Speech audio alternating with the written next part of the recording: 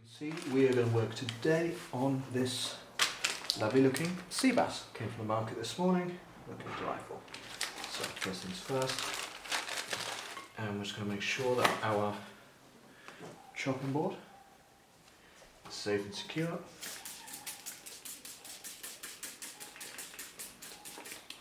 A little damp cloth underneath.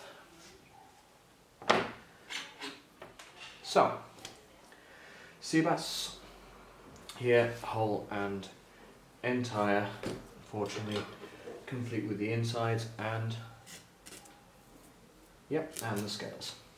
Best thing you can do is get your fishmonger to scale and gut the fish before you get it. But if you forget, like I did this morning, this is how you do it.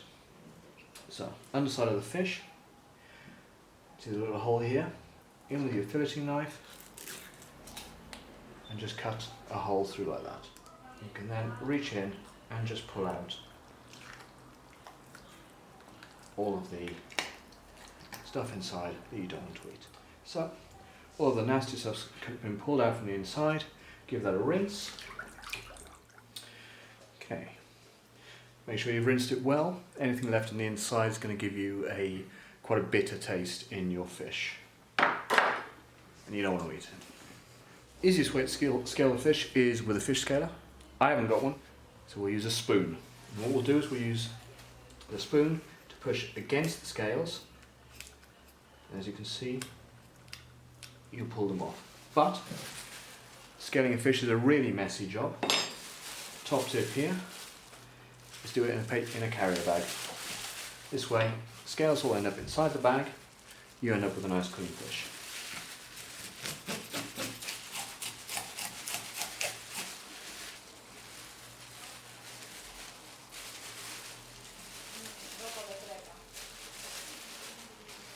Now, you have a carrier bag full of scales, and the fish can give you another rinse. Bit of kitchen paper. Make sure you clean up as you go along. Get rid of any scales that might have escaped your bag. Fish scales are pretty pervasive, and if you don't take care, you will find them in everything for weeks to come. Here we have our fish that's been scaled and gutted and just given a quick wash out. So we'll just quickly dry this off